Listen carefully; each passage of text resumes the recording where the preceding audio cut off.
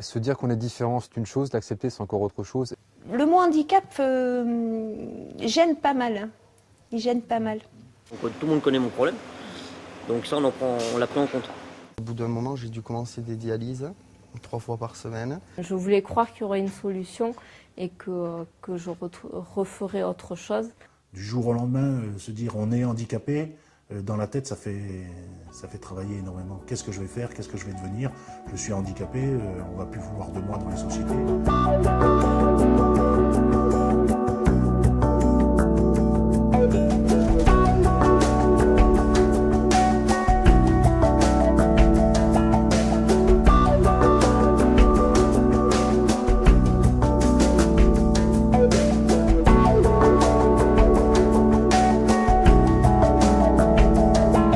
Le dispositif de rééducation professionnelle s'enclenche généralement quand une personne en situation de travail est déclarée inapte par la médecine du travail. J'ai eu un accident de travail qui fait que je ne peux plus reprendre dans aucune des activités que j'ai occupées auparavant. Je pensais ne plus pouvoir travailler. Et puis, ou alors, enfin, dans quoi? Je me souviens du moment où la médecine du travail m'a déclarée inapte. Je crois que c'est un moment que je n'oublierai pas. Donc j'ai vu la médecin du travail puisque j'avais de gros problèmes respiratoires et au niveau des yeux. Et la médecine du travail qui me dit, je dis bon mais je repars au travail. Elle me dit non, là vous ne repartez pas. À la rigueur, vous passez au travail, vous prenez vos affaires, vous rentrez à la maison. C'est terminé. Là, je crois que ça m'a fait comme l'effet d'un coup de massue. On se retrouve assis et on se demande qu'est-ce qui nous arrive. On est de l'autre côté et puis dire tiens, je suis handicapé maintenant, va chercher du travail, c'est lourd. Et c'est lourd même au niveau familial parce que dans la famille, qu'est-ce que je vais faire? Puis mon épouse, mes enfants, vous voyez bien que qu'est-ce que je vais faire? Je tournais en rond. Ce handicap, cette maladie, cet accident bouscule bien sûr sa propre vie, mais aussi la vie de tout son entourage, sa famille. On était peut-être la personne qui apportait le revenu principal au sein du foyer. Quelle image mon enfant va avoir de moi, le père, un père, une mère qui va être diminuée. Tout ça amène beaucoup de remise en question et qui des fois est très très douloureuse pour la personne sur son identité, sur l'avenir. Que va-t-il être cet avenir? C'est-à-dire, je perds mon emploi, est-ce que je vais pouvoir en retrouver un? Et en plus d'être demandeur d'emploi, je suis quelqu'un qui ne va plus pouvoir exercer le métier pour lequel j'ai été formée, pour lequel j'ai une expérience professionnelle. Je peux me retrouver à 40 ans, 50 ans, débutant dans un nouveau métier. Tout ça, évidemment, est porteur d'inquiétude, si ce n'est pas d'angoisse. Ils nous donnent l'impression, ils se pensent comme inutiles. Inutiles. Ils ne savent plus rien faire. Ils ont une estime de soi, une confiance en soi extrêmement dégradée. Quand je vois les pierres comme ça, je me dis que j'ai passé à peu près 10 ans de ma vie à travailler dans des sites classés, protégés. Et je me dis qu'aujourd'hui, avec du recul, ça fait de moi une expérience professionnelle qui est assez riche. Et de se dire qu'à 25 ans, on doit accepter de porter un bâton pour faire des longues marches ou autre chose, ou porter des chaussures orthopédiques comme ce que j'ai au pied, ça fait mal au cœur, mais c'est ce mal-être qui vous donne davantage plus de force pour justement rebondir. Travailleur handicapé, c'est être suffisamment handicapé, souffrir d'une situation de handicap qui va empêcher l'exercice du métier pour lequel on a été formé, pour lequel on a l'expérience, mais pas suffisamment pour ne pas avoir une employabilité. C'est pourquoi on va parler de reconversion au sein d'un dispositif de rééducation professionnelle. Et une fois que la MDPH a reconnu ce statut, la personne ouvre un droit à la rééducation professionnelle. Un des partenaires essentiels, une des étapes essentielles, c'est la MDPH, la Maison départementale des personnes handicapées, qui va leur faire obtenir le statut de travailleur handicapé, faire une demande d'allocation adulte handicapé ou pour la reconversion professionnelle, puisqu'il y a des centres de formation spécialisés et ça passe par la maison départementale. Et c'est vrai qu'on a besoin de les aider, on les informe sur comment remplir un dossier parce que ce n'est pas toujours simple, l'importance du certificat médical, des choses comme ça. Je Sur les Pyrénées-Atlantiques, en 2011, à titre d'exemple, on a traité pour la MDPH les demandes de reconnaissance travailleurs handicapés représentent 5400 demandes.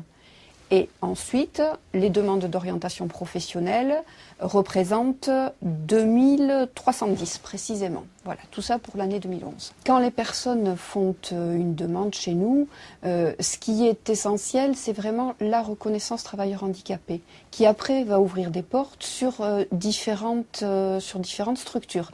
Elle peut ouvrir des portes sur simplement un accompagnement, parce que les gens, au moment où un problème de santé arrive, ne sont pas forcément dans une idée de se reformer. Quelquefois, ça peut être un cheminement. Donc, ça peut être une orientation vers un accompagnement par des organismes comme Pôle emploi, Cap emploi. Ça peut être aussi une formation dans ce que nous appelons le droit commun, c'est-à-dire comme tout travailleur non handicapé qui se retrouve dans une situation de chômage, la personne reconnue travailleur handicapé peut tout à fait demander une formation par le biais de Pôle emploi, par le biais de l'AFPA ou tout autre centre de formation. La formation en CRP n'est qu'une possibilité, quelque chose qui est effectivement un petit peu plus aménagé et ciblé, puisqu'il ne s'adresse qu'à des personnes reconnues travailleurs handicapés. Les CRP sont des partenaires de parcours pour les Cap emploi et surtout pour les personnes que l'on accompagne. Ce qu'ils apportent, ce sont des formations qui sont diplômantes, avec des équipes qui sont pluridisciplinaires et surtout une durée de formation plus adaptée, un petit peu plus longue, notamment avec des remises à niveau, etc., qui sont absolument nécessaires au public qu'on accompagne. Au-delà de la qualification professionnelle, de la certification qu'ils vont amener à la personne, il existe dans ces centres tout un accompagnement médico-social qui fait que la personne en situation de handicap est prise en compte davantage dans sa globalité. Centre de rééducation professionnelle Olivier, bonjour. Soit la personne est salariée et à ce moment-là, il a une préoccupation de maintien dans l'emploi ou de reconversion au sein de cette même entreprise. Donc, on va même lui conseiller d'aller vers des services tels que le SAMET, qui est un service de maintien à l'emploi. Nous pouvons aussi lui conseiller de négocier avec ses responsables des suspensions de contrats de travail. Trop souvent, les entreprises ne sont pas au courant de ce dispositif.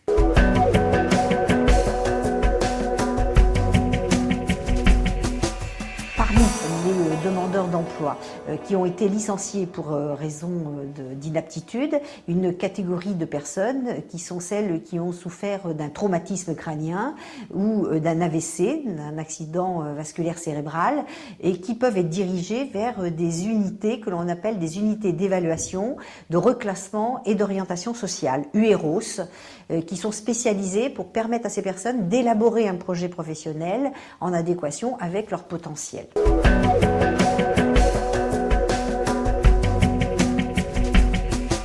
Il y a les personnes qui sont simplement à la recherche d'un projet professionnel et il existe des dispositifs tels que les centres de préorientation qui, sur une durée d'à peu près 3 mois, permettent aux personnes de tester des pistes et de pouvoir aller en entreprise pour pouvoir confronter leurs rêves, leurs projets avec la réalité. Et il y a une équipe médico-psychosociale qui détermine avec eux effectivement le projet le plus réaliste et le plus réalisable qui pourra se faire par la suite. Le formateur voit un peu où on en est, ce qu'on sait, ce qu'il faut voir, ce qu'on a acquis, pas acquis d'ailleurs. Et il y a également un stage qui est un stage de découverte du métier qui dure 1 semaine.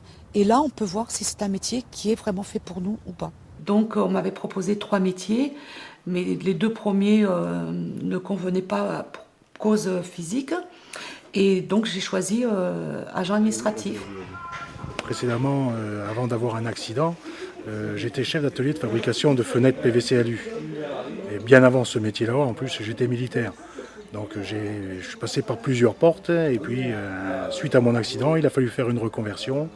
Et cette reconversion m'a amené dans un métier, comme on m'a dit, qui m'orientait vers un choix de mon cœur. Une fois que les personnes ont défini un projet professionnel, encore faut-il qu'elles trouvent le projet de formation qu'elles vont pouvoir suivre. Les formations sont réparties sur toute la France.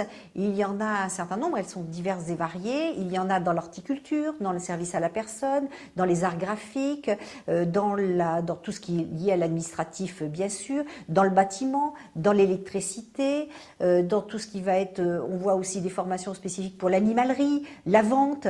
Enfin vous voyez, il y a un certain nombre de possibilités que les gens peuvent retrouver d'ailleurs sur des sites internet tels que celui de la Fagère où il y a un annuaire qui présente l'ensemble des formations mises à disposition.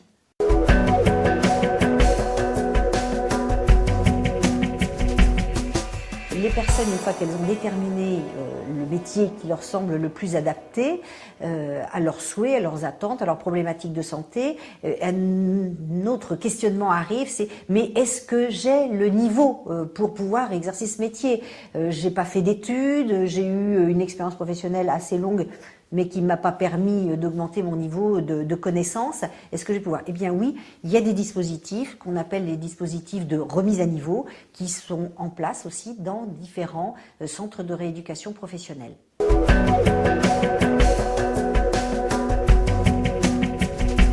Avant certaines formations qualifiantes, il est possible de bénéficier d'une formation préparatoire qui permet aux personnes qui n'ont pas forcément les prérequis, si je prends un exemple, la comptabilité, qui n'ont pas les prérequis, qui ne connaissent pas encore l'informatique parce que leur métier, chauffeur poids lourd, fleuriste, ne leur a pas permis cet accès-là. Eh bien là, ils peuvent bénéficier aussi de ce qu'on appelle des formations préparatoires.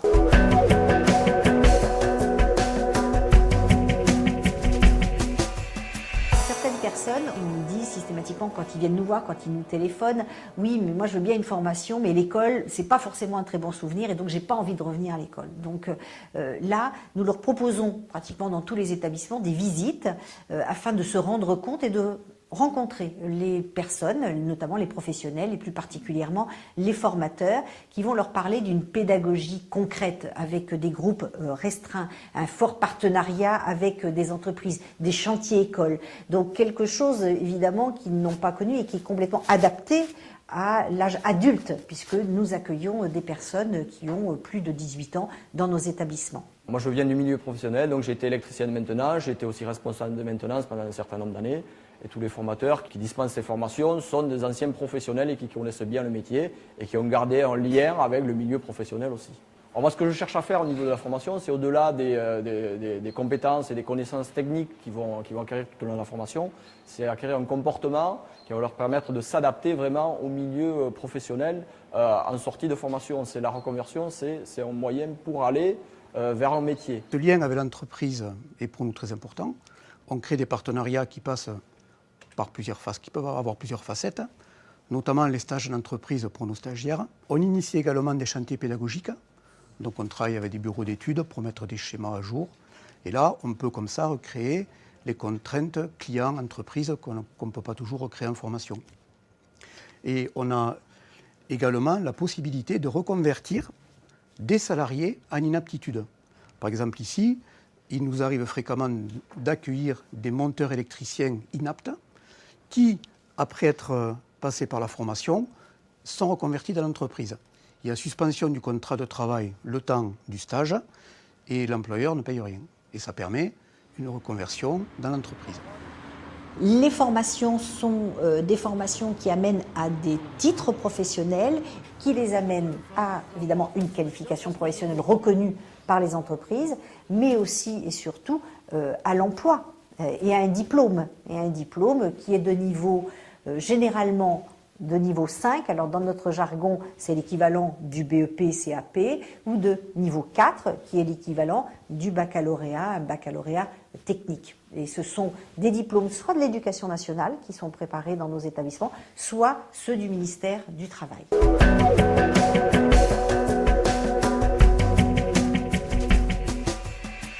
Les personnes, une fois qu'elles sont un petit peu rassurées sur les niveaux scolaires qu'elles vont pouvoir augmenter, disent oui, mais est-ce que ma santé va permettre de suivre une formation, exercer tel métier? Est-ce que ma situation sociale va me permettre de pouvoir aller dans n'importe quel CRP en France? Parce qu'il n'y a pas forcément toutes les formations à côté de chez nous. Et à ce moment-là, on les renseigne sur les équipes médico-psychosociales que nous avons dans nos établissements, donc sur le plan médical, plan social, des psychologues, des spécialistes, certaines fois, des conseillers, donc par rapport à tout ce qui peut être l'insertion. Et puis enfin, on leur explique que dans nos établissements, nous avons l'avantage de pouvoir proposer un hébergement et une restauration, et des fois d'autres services qui sont des animations. Et comme ça permet aux personnes de pouvoir imaginer une vie dite tout à fait normale et sans avoir d'augmentation de frais supplémentaires. Et l'éloignement géographique peut donc être pensé. On peut dépasser les problématiques de santé ou sociales que l'on vit actuellement. Ils sont là tous pour nous alléger à tous les niveaux et pour qu'on se consacre vraiment pleinement à la formation. Ouais, non, ils sont vraiment très sympas parce qu'ils font tout pour nous aider en fait. Et puis ils font ça avec le sourire. Donc depuis que je commence à dialyser, il faut que 3 fois par semaine j'aille dans un centre de dialyse. Tous les cas, ils nous aident pour s'en sortir au mieux et pour passer le moins de temps à régler ces problèmes-là et à s'occuper le plus possible de la formation qu'on est en train de faire.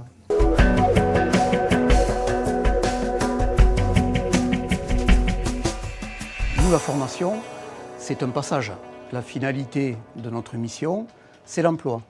Et c'est vrai que quand un stagiaire nous appelle ou nous envoie un mail pour nous dire « ça y est, je suis dans l'emploi », c'est là que notre mission s'achève et c'est là qu'on a vraiment rempli notre contrat, quoi. Mon travail de conseillère en insertion professionnelle dans un centre de réadaptation consiste essentiellement à accompagner les personnes à l'emploi et notamment par des mises en situation de simulation aux techniques de recrutement essentiellement, et à mettre aussi en valeur leurs expériences passées, mais aussi les compétences acquises en formation qui sont totalement en adéquation avec ce que demande le marché du travail. Sur la centaine de CRP qui existent en France, 70% des personnes qui sortent de formation retrouvent un emploi dès la première année.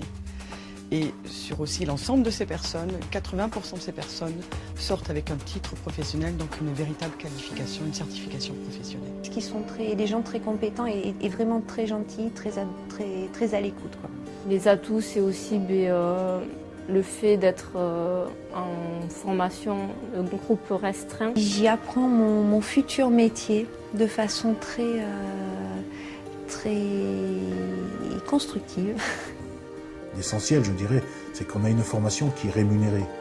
Moi, ce que l'équipe pédagogique a pu m'amener, c'est l'acceptation de mon handicap. Je suis passionnée par le nouveau métier que j'apprends. Surtout, il ne faut pas perdre courage, il faut se dire qu'il y a toujours une deuxième chance et qu'il faut avancer. Donc il faut bien écouter ce qu'on nous dit, prendre les mots au passage, et puis questionner, énormément questionner. Et grâce à ce statut-là, je peux commencer une nouvelle vie. C'est une bonne expérience. Il faut se laisser surprendre. Quelqu'un qui peut être complètement démobilisé en début de parcours peut faire une réussite majeure et retrouver un emploi auquel il n'avait même pas pensé au début, en s'adressant chez nous, et auquel nous, professionnels, on n'avait pas pensé non plus. Et la surprise est là.